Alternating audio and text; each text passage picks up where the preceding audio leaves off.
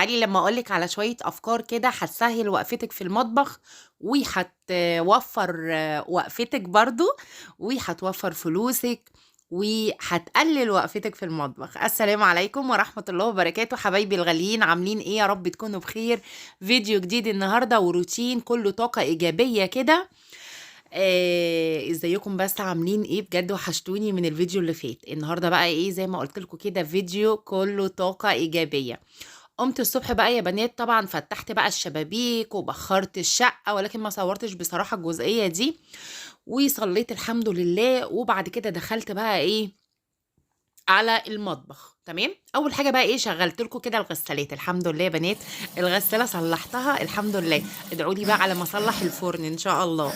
بس الغساله دي كانت بقى لها فتره كده كان فيها مشكله، والحمد لله اتصلحت يعني. بس فاول حاجه قلت بقى اشغل الغساله دي واشغل الغساله التانية. بصراحه الاتنين بينجزوا معايا، يعني بسم الله ما شاء الله. الغسيل عندي بيبقى كتير، فلما بيبقى الحمل كله على غسالة واحدة بيبقى الموضوع صعب بالنسبة لي. تمام، ولكن شغلت بقى الغسالات اهو. وبعد كده ايه، كنت جايبة شوية حاجات كده، قلت اظبطها بقى ايه في المنظمات. اوعي بقى تجيبي مكرونة وتجيبي البقوليات وكلام من ده، وتسيبي الاكياس بحالها كده في الدولاب او في درج التلاجة، وكل ما تيجي تستخدمي تاخدي شويه وتربطي الكيس. عارفاكي يا اللي بتعملي كده، اوعي تعملي كده. هتلاقي الحاجات ايه بتقع منك وبتتبهدل منك في الادراج وكده. فاحسن حاجه يا بنات المنظمات دي. لو انتي مش قادره او مش مقتدره ان انتي تجيبي المنظمات دي، فممكن البرطمانات بتاعت المربى، البرطمانات بتاعت النسكافيه الكبيره، اي برطمانات عندك، يعني مش لازم تكلفي نفسك وتجيبي المنظمات والحاجات دي. اي برطمانات هتعمل معاكي. آم، اي برطمانات تغسليها وتنشفيها كويس قوي، وتحطي فيها البقوليات بتاعتك. بس المهم بقى يا بنات، انا حطيت كده ايه الشعريه، وده يا بنات رز بسمتي. عايزه اقول لكم اني اصلا المنظم ده بتاع المكرونه الاسباجيتي، ولكن انا مش بجيبها كتير، فقلت احط فيها ايه الرز اللي هو البسمتي ده. خلاص. بس حطيت بقى كده ايه العدس في العلبة، وكل حاجة كده في مكانها. هنا يا بنات كنت جايبة فول مدشوش. طبعا الفيديو اللي فات بقى اللي ما شافوش يشوفوا بتاع الفلافل الطعمية.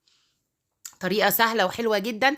انا بصراحة كنت عاملة نص كيلو، بس عايزة اقول لكم نص كيلو يعني ما شاء الله خلص تمام. فقلت لا، انا هجيب بقى كيلو فول، وان شاء الله هعملها بقى. عجبتهم جدا بجد في البيت. لازم تجربي الفلافل بالطريقه اللي انا عاملاها، بجد حلوه جدا. هنا يا بنات كنت جايبه برضو حمص الشام، كنت جايبه حبه صغيره كده، تقريبا ربع كيلو، علشان الكشري المصري بجد نفسي فيه جدا. عايزه اعمله قريب ان شاء الله. كانت خلصانه عندي البابريكا. انا عندي بقى يا بنات اللي هي حاجات العطاره دي، اللي هي مثلا البابريكا، توم باودر، بصل باودر. ما تجيبيش كتير، علشان الحاجات دي بتحجر كده معاكي، بالذات البصل باودر والثوم الباودر. يعني انا بكتيري بجيب ب10 جنيه، 10 جنيه توم باودر، ب10 جنيه بابريكا كده. وجبت كركم طبعا، لاني انا عندي في البيت بيحبوا الرز المبهر جدا، ف بعمله بالكركم. هبتدي بقى اشيل كل الحاجات اللي انا جايباها دي، وظبطتها كده في العلب بتاعتها.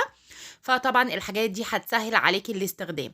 خلاص، تعالوا بقى ايه، هقول لكم الفيديو ده كمان. بصوا، جايبه ربع اكياس ب 18 جنيه، ويعني ب 20 جنيه. ربع الاكياس دي كنت بجيبه ب7، ولما غلا كان ب10. دلوقتي ربع الاكياس ب 20 جنيه يا بنات. بجد مش عارفه في ايه بصراحه. الاسعار عماله بتزيد بتزيد، طالعه للسما. المهم تعالي اقول لك كده، يمكن كده ايه الحاجات دي هتوفر معانا شويه يعني. تسبيكه الطماطم يا بنات، الطماطم رخصت دلوقتي في السوق ب4 جنيه، وب5 جنيه، وفي ب3 جنيه كمان. فهاتيلك شوية حلوين كده الطماطم. بصوا دي والله كانت الواحدة بوحدتها كده وحمرة وجميلة. دي كانت ب4 جنيه. خلاص، فجبت ب 20 جنيه 5 كيلو، وابتديت بقى عملتها صلصة. طبعا أنا عملتها معاكم كتير جدا. تمام، بصوا عاملاها تقيلة بقى وحلوة جدا. طبعا هتوفر معاكي وقت وهتوفر معاكي فلوس. ودي من الأساسيات اللي في الديب فريزر عندي.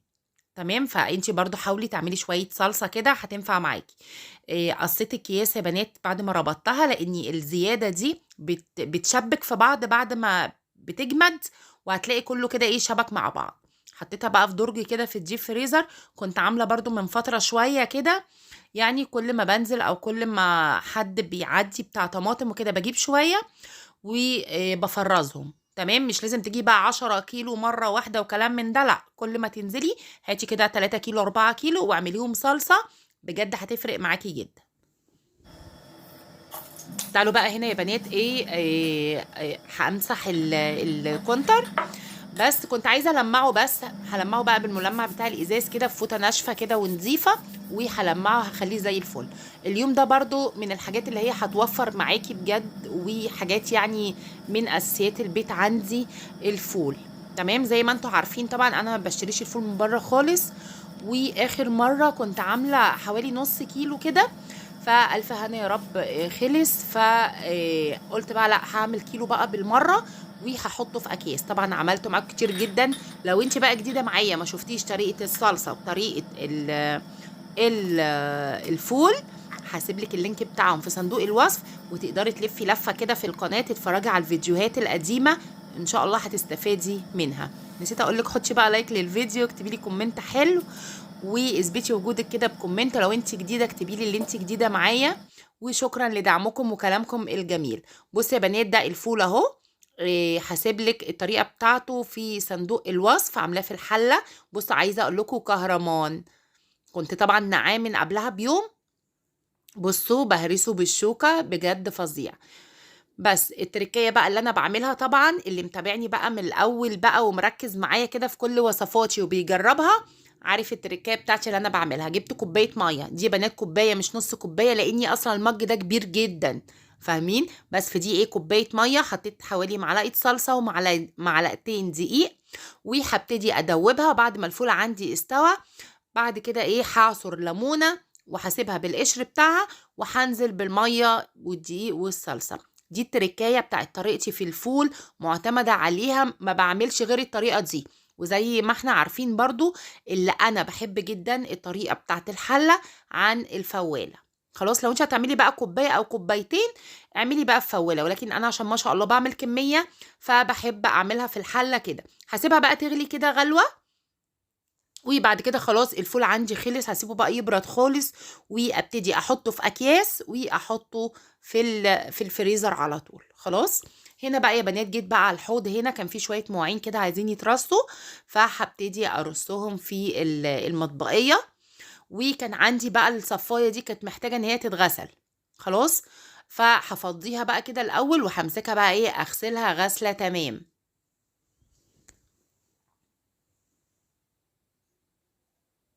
بصوا، هي بصراحة يعني هي في غسيلها غلسة شوية، لأن عارفين انتوا فيها حاجات كده، الحفريات دي والحاجات اللي هي البارزة دي.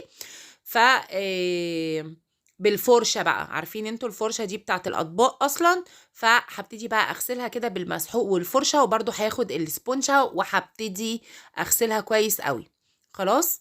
بس هي غلسة شوية في التنظيف، ولكن بجد يعني حلوة بقى ان بحط فيها كل الحاجة بتتصفى فيها. هغسلها بقى كويس قوي، وبعد كده هنضف بقى تحتها وكده، وهرجعها مكانها. خليكي معايا بقى لاخر الفيديو، هنعمل غدا مع بعض.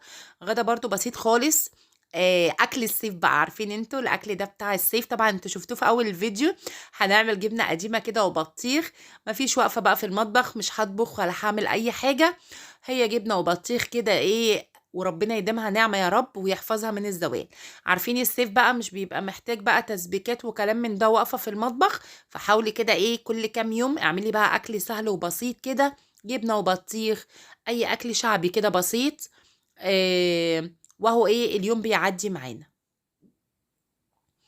غسلتها بقى يا بنات، وبعد كده هبتدي اغسل بقى الرخام، ونشفته كويس قوي كده، وهبتدي احطها كده مكانها. خلاص. وغسلت بقى دي، بحب احطها هنا كده، بحط فيها برضو المعالق وكده تتصفى. غسلت الرخام، غسلت الحوض، هبتدي بقى انشف بقى كل حاجة كده وارجعها مكانها. تمام.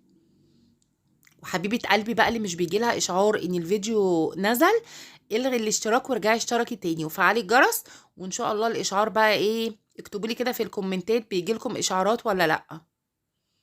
فانتي بقى لو من الناس اللي مش بيجيلك اشعار، لاني كذا حد قال لي مش بيجي لنا اشعار ان الفيديو نزل. تمام. هنا خلاص بصوا خليته بقى غلى غلوتين كده بعد ما حطيت كوبايه الميه بالصلصه بالدقيق وعصرت الليمونه بقشرها.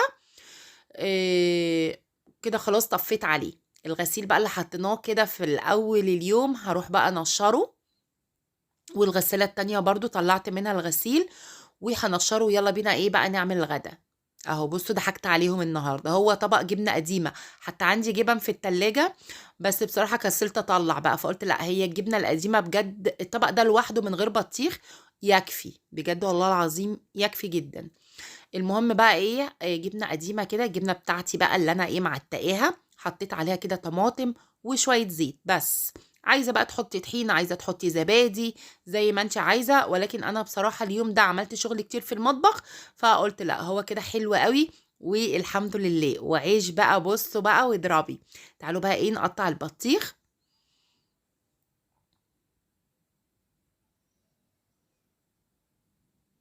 احلى اكل في الصيف يا بنات بجد جبنه وبطيخ. بصوا الراعي الرسمي ممكن يبقى ايه مره كده كل اسبوع جبنه وبطيخ، ممكن عنب كمان، العنب حلو جدا في السوق، الشمام مش الكنتالوب، الشمام بقى السنه دي مسكر جدا. ده الفيديو بتاع النهارده يا بنات، اتمنى ان هو يكون عجبكم. لو عجبك لايك واشتراك في القناه، فعلي الجرس للكل، والسلام عليكم ورحمه الله وبركاته.